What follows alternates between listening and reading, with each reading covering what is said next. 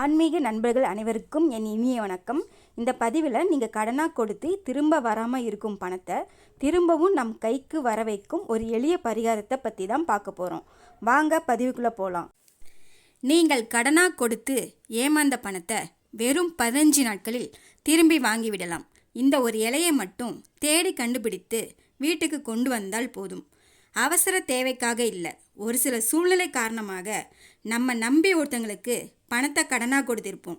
ஏதோ ஒரு கெட்ட நேரம் கொடுத்த பணத்தை நம்மால் திரும்ப வாங்க முடியாமல் இருப்போம். கை நீட்டி பணத்தை வாங்கியவரும் சூழ்நிலை காரணமாக கடனை திருப்பி தர முடியாமல் இருக்கலாம். அதுக்காக என்ன செய்வது? கொடுத்த கடனை திரும்பி கேட்காம இருக்கவா முடியும்? நமக்கென்று சில தேவைகள் இருக்கும். அது நம்ம கஷ்டப்பட்டு சம்பாதித்த பணம். நமக்கு பிரச்சனைகள் தீர வேண்டும். நம்மக்கிட்ட கை நீட்டி கடன் வாங்கியவரோட மோசமான நிலையும் மாற வேண்டும். அவரோட நிலைமையும் மாறி வாங்கியவரே பணத்தை கொண்டு வந்து திரும்ப தரும் அளவிற்கு சக்தி வாய்ந்த ஒரு பரிகாரத்தை தான் இப்போ பார்க்க போகிறோம். நீங்கள் கடனாக கொடுத்த பணம் சீக்கிரம் உங்கள் கைக்கு திரும்ப வர செய்ய வேண்டிய பரிகாரம். சரி, நம்முடைய இழந்த பணத்தை திரும்ப வர வைக்க போகும் இலை பூவரச இலை. பூவரசம் பூ என்று கேள்விப்பட்டிருப்போம். கிராமப்புறங்களில் இருப்பவர்களுக்கு இந்த இலை தெரிந்திருக்கும். நகர்ப்புறங்களில் இருப்பவர்களுக்கு அவ்வளவாக தெரிந்திருக்க வாய்ப்பில்லை. ஆனால் இந்த இலை கிடைக்கிறது அவ்வளவு அரிதான விஷயம் இல்லை. நிறைய இடங்களில் இந்த மரம் இருக்கிறது. இதுதான் பூவரச இலை என்று நமக்கு தெரிந்திருக்காது. பூவரச மரம் எங்கே இருந்தாலும் அதில் இருந்து ஒரு இலையை மட்டும் பறித்து எடுத்துக்கொள்ளுங்கள். அந்த இலையை உங்கள் வீட்டுக்கு எடுத்துகிட்டு வந்து மஞ்சள் நீரால் கழுவி சுத்தமாக தண்ணீரை துடைத்து விடுங்க.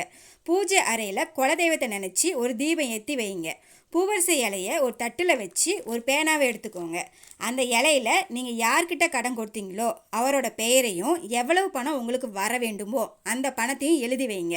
இந்த இலையில் எழுத சாதாரண ஒரு நீல நிற பேனாவை மட்டும் பயன்படுத்துங்க. கருப்பு நிற பேனாவை பயன்படுத்தக்கூடாது. பணத்தை எழுதி இந்த இலைக்கு உள்ளார பச்சை கற்பூரத்தை வச்சு அதை அப்படியே லேசாக சுருட்டி ஒரு நூலை போட்டு கட்டி வைத்து விடுங்க. குலதெய்வம் தான் துணை. குலதெய்வம் தான் இந்த கடனை திரும்ப வாங்கி நம்ம கையில் கொடுக்க வேண்டும் என குலதெய்வத்தை சரணாகதி அடைந்து ஒரு விளக்கு ஏற்றி வைத்திடுங்க. இந்த பரிகாரத்தை முழு நம்பிக்கையோடு செய்யுங்க. அந்த இலையை அடிக்கடி மாற்ற வேண்டும் என்று அவசியமில்லை. நீங்கள் கொடுத்த பணம் உங்கள் கைக்கு திரும்ப வர வரைக்கும் அந்த இலை பூஜை அறையிலேயே இருக்கட்டும். தினமும் குலதெய்வத்திடம் வாராக்கடன் வசூலாக வேண்டும் என்று மட்டும் வேண்டிக் கொள்ளுங்கள். அவ்வளவுதான். நீங்கள் கடன் கொடுத்த நபர் வேண்டுமென்றே உங்களுக்கு கடனை திரும்ப தராமல் இருந்தாலும் சரி, அல்லது அவருடைய சூழ்நிலை மேலும் மேலும் நஷ்டமடைந்து கடனை திரும்ப தர முடியாமல் இருந்தாலும் சரி, ஏதாவது ஒரு வகையில் அவருக்கு நல்லது நடந்து அந்த பணத்தை கொண்டு வந்து அவரே உங்களிடம் நன்றி சொல்லி அந்த பணத்தை திரும்பவும் ஒப்படைத்து விடுவார். அந்த அளவுக்கு சக்தி வாய்ந்த பரிகாரம் தான் இந்த பூவரச இலை பரிகாரம். 15 நாட்களில் உங்கள் பணம் உங்கள் கைக்கு திரும்ப வரவில்லைன்னா அடுத்த ஒரு சில நாட்களில் நிச்சயம் வரும். அது வரைக்கும் இலை உங்கள் வீட்டிலேயே இருக்கட்டும். பணம் மீண்டும் உங்கள் கைக்கு வந்துச்சுன்னா இலையை கால்படாத இடத்துல கிழித்து போட்டுடுங்க. இந்த பரிகாரத்தை செய்து பாருங்கள்.